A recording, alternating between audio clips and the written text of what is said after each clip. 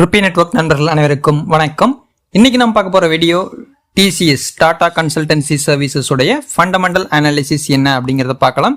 இதனுடைய தற்போதைய நிலை என்ன, இதுல முதலீடு செஞ்சவங்களுக்கு லாபம் இருக்குமா அப்படிங்கறத மட்டும் நாம ஷார்ட்டா பார்க்க போறோம். அதுக்கு முன்னாடி ஒரு டிஸ்க்ளைமர், இந்த வீடியோ ஃபுல்லாவே எஜுகேஷனல் பர்பஸ்க்காக கிரியேட் செய்யப்பட்டது தான். இந்த வீடியோல எந்த ஒரு பங்கையும் வாங்குங்க அல்லது வித்துருங்க அப்படின்னு சொல்றதுக்கான வீடியோ கிடையாது. நான் வந்து செபி ரிஜிஸ்டர்ட் அட்வைசரும் கிடையாது. எந்த ஒரு பங்கை வாங்குறதுக்கு முன்னாடியும் நீங்க ஓன் அனாலிசிஸ் அல்லது செபி ரிஜிஸ்டர்ட் அட்வைசரை கான்டாக்ட் பண்றது நல்லது.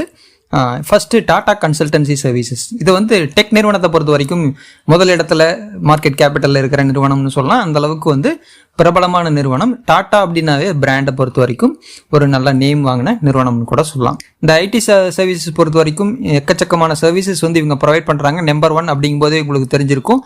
இதுல நம்ம ஸ்பெசிஃபை பண்ணி சொல்லணும் அப்படிங்கிற அவசியம் இல்லை. அந்த அளவுக்கு இவங்களுடைய சர்வீசஸ்ங்கிறது இருக்கு. கிட்டத்தட்ட 50 வருடத்திற்கும் மேல இவங்களுடைய சர்வீசஸ் வந்து தொடர்ந்துகிட்டு இருக்கு. இவங்களுடைய பிசினஸ் அப்படின்னு பார்க்கும்போது டெக் சார்ந்த மோஸ்ட்லி எல்லா தொழில்களுமே இவங்க பண்றாங்க. இதுல integrated portfolio businesses and technology, engineering services and solutions எல்லாமே எல்லா சர்வீசஸுமே இவங்க ப்ரொவைட் பண்றாங்க அப்படிங்கிறது ஒரு ஷார்ட் இன்ட்ரோ. இதுல இவங்களுடைய வருவாய் என்ன, இவங்களுடைய சேல்ஸ் எந்த அளவுக்கு இருக்கு, சேல்ஸ் இருந்தால் தானே உங்களுக்கு வந்து இன்கம் அப்படிங்கிறது எந்த அளவுக்கு இருக்கும்னு நம்மளால கால்குலேட் பண்ண முடியும். ஸோ இதெல்லாம் பார்ப்போம். 2024 மார்ச்ல இவங்களுடைய சேல்ஸ் ரேஷியோ அப்படிங்கிறது பார்த்தீங்கன்னா 2,40,000 கோடியா இருந்தது. 2025 2,55,000 உயர்ந்திருக்கு. அதே மாதிரி மார்ச் 2026 2,67,000 உயர்ந்திருக்கு.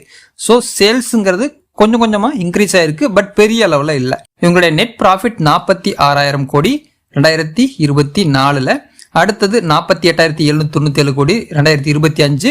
இப்போ 2026 மார்ச் வரைக்கும் பார்த்தீங்கன்னா 49,454 கோடி ரூபாய் வருவாய் ஈட்டியிருக்காங்க. ஸோ உங்களுக்கு டிஃபரன்ஸ் நல்லா தெரிஞ்சிருக்கும். பெரிய அளவில் வருமானம் அப்படிங்கிறது கிடையாது. ஆனால் வந்து சேல்ஸ் ரேஷியோ ஸ்டெப் பை ஸ்டெப்பாக தான் இன்க்ரீஸ் ஆயிருக்கு. ஆனால் நம்பர் 1ல இருக்கிறது என்ன காரணம்னா, டெக் நிறுவனங்கள் எல்லாமே சரிஞ்ச நிலையில தான் இருக்கு இந்த ஏஐயுடைய வரவுனால. சரி, இப்போ நம்ம பங்கினுடைய ஃபண்டமெண்டல் அனாலிசிஸ்க்கு போயிடுவோம். ஃபர்ஸ்ட் இதனுடைய கரண்ட் மார்க்கெட் பிரைஸ் 2032 ரூபாய்க்கு அப்ராக்சிமேட்டா ட்ரேட் ஆயிட்டு இருக்கு. ஏன்னா டைமுக்கு டைம் வந்து பிரைஸ் மாறிக்கிட்டே இருக்கும். ஸோ அதனால அதை சொல்றேன். இதனுடைய 52 வீக் ஹை 3,490 ரூபாய் வரைக்கும் உயர்ந்துட்டு லோ அப்படிங்கிறது 2019 வரைக்கும் போயிருக்கு. ஸோ கிட்டத்தட்ட 52 வீக் லோவை தான் டச் பண்ணிட்டு இருக்கு. அண்ட் இதனுடைய ரிட்டர்ன் ஆன் ஈக்விட்டி ROE 15% மேல இருந்தாலே வந்து நம்ம எக்ஸலன்ட் சொல்லுவோம். பட் இது வந்து 51.8 இருக்கு. ROCE 15க்கு மேல எபோவ் இருந்தாலே எக்ஸலன்ட் தான். இதனுடைய பெர்சன்டேஜ் ரேஷியோ 63 இருக்கு.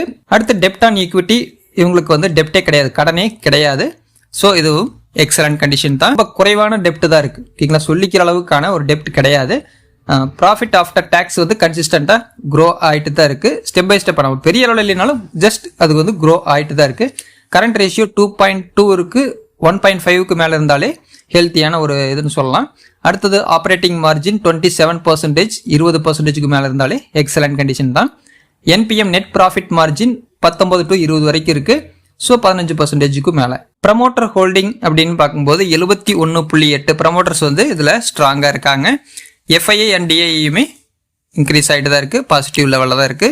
Free cash flow and EPS earning per share 126 இருக்கு, கன்சிஸ்டா க்ரோ ஆகிட்டு தான் இருக்கு. PE ரேஷியோ 14 இருக்கு. ஓகேங்களா, பிலோ 25 இருந்ததுன்னா அட்ராக்டிவ் வேல்யூஷன் தான். ஸோ இதுவும் ஒரு ஏத்துக்கிற மாதிரியான பக்குவத்தில் இருக்கிற ஒரு விஷயம் தான். அடுத்தது புக் வேல்யூ 296 ரூபாய் இருக்கு. ஸோ வேல்யூவோட இப்போ ஸ்ட்ராங் லெவலில் தான் போயிட்டு இருக்கு. டிவிடெண்ட் ஈல்டு 3.15, 1%க்கு மேல இருந்தாலே எக்ஸலண்ட் தான். ஸோ டிவிடெண்ட் ஈல்டும் ஓகேங்களா. ஸோ அவ்வளோதான் இந்த விஷயம் அப்படிங்கிறது. உங்களுக்கு இது வரைக்கும் பார்த்துருப்பீங்க, ஓரளவுக்கு சாட்டிஸ்ஃபைடாக இருக்கும். இன்னும் நிறைய விஷயங்கள் பார்த்துட்டு ஃபைனலாக ஒரு முடிவு எடுத்தீங்கன்னா கரெக்டாக இருக்கும்னு தோணுது. இவங்களுடைய காம்படிட்டர்ஸ் வந்து இவங்க தான் நம்பர் 1 மார்க்கெட் கேபிட்டலில் இருக்காங்க. TCS டாடா கன்சல்டன்சி சர்வீசஸ், அடுத்தது இன்ஃபோசிஸ், HCL, விப்ரோ, டெக் மஹேந்திரா. உண்மையை சொன்னோம் அப்படின்னா எல்லா நிறுவனங்களுமே பெரிய அளவில் அடி வாங்கி தான் இருக்கு. வருவாய்ங்கிறது குறைவாக தான் இருக்கு. இந்த சுச்சுவேஷனில் நம்ம இந்த ஃபண்டமெண்டல் அனாலிசிஸ்ங்கிறது எடுக்கிறதுனால கூட இந்த டேட்டா வந்து கொஞ்சம் வீக்காக இருக்கிற மாதிரி தெரியலாம். பட் டோட்டல் டேட்டாவை பார்க்கும்போது ஓரளவுக்கு இதாக தான் இருக்கு. அண்ட் இதனுடைய இந்த பங்கில் முதலீடு செஞ்சவங்களுக்கு எவ்வளோ வருமானம் கொடுத்துருக்குதுங்கிற ஒரு டேட்டா வேணும் இல்லைங்களா. ஸோ அதுக்காக அதை எடுத்திருக்கேன் பாருங்க.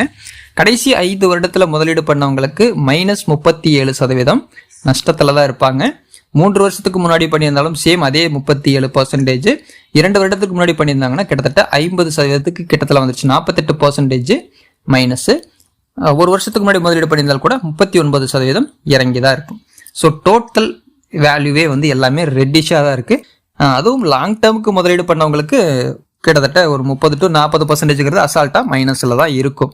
போர்ட்ஃபோலியோவை பொறுத்தவரை எல்லா ஃபண்டமெண்டலாக வந்து ஸ்ட்ராங்காக இருந்தாலுமே வருவாய் அப்படிங்கிறது சரியான அளவில் இல்லை. மக்கள் பங்கு வைத்திருக்கிறவங்களுமே வந்து பேனிக் செல் பண்ணாங்க அப்படின்னா பயந்துக்கிட்டு செல் பண்ணுறதுனால வந்து பங்கின் விலை குறைஞ்சிக்கிட்டு இருக்கு. இது மட்டும் கிடையாது, இந்த டெக் நிறுவனங்களுடைய பங்குகள் மட்டும் கிடையாது, மற்ற நிறுவனங்களுடைய பங்குகளுமே குறைஞ்சிக்கிட்டு தான் இருக்கு. ஸோ அந்த மாதிரியான சுச்சுவேஷன்ல இருக்கு. இதில் இருக்கிற சாதகமான விஷயங்கள் அப்படின்னு பார்த்தீங்கன்னா ரிட்டர்ன் ஆன் ஈக்விட்டி 51% இருக்கு, ROCE 63% இருக்கு. இது கிட்டத்தட்ட டெப்ட் ஃப்ரீ, கடன் இல்லாத ஒரு நிறுவனம்னு சொல்லலாம். ஸ்ட்ராங்கான ஆப்ரேட்டிங் மார்ஜின் 27 இருக்கு.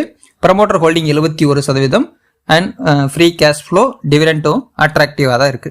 இது எல்லாமே சாதகமான விஷயம், பாசிட்டிவான விஷயம். இதனுடைய நெகட்டிவ் அப்படின்னு பார்க்கும்போது ரெவென்யூ growth வந்து பெரிய அளவில் வருடத்திற்கு வருடம் முன்னேற்றம் இல்லாமல் இருக்கு. ஐடி டோட்டல் செக்டாரே வந்து வீக்காக தான் இருக்குது. அப்படிங்கிறதுனால இந்த எதுவுமே வந்து டெவலப்மெண்ட் இல்லாமல் தான் இருக்காங்க. என்னதான் வந்து பெரிய அளவில் லார்ஜ் கேப் பங்காக இருந்தாலுமே இந்த சுச்சுவேஷனில் தான் இருக்குது. அண்ட் இதனுடைய மூமெண்ட்டுமே வந்து பெரிய அளவில் முன்னேற்றம் இல்லாமல் தான் இருந்துகிட்டு இருக்கு. இதுதான் இப்போத்த சுச்சுவேஷன். இந்த பங்கை வச்சிருக்கவங்களுக்கு, முதல்ல வாங்கினவங்களுக்கு இடைப்பட்ட நேரத்தில் ப்ராஃபிட் பண்ணியிருந்தாங்கன்னா அது வேற.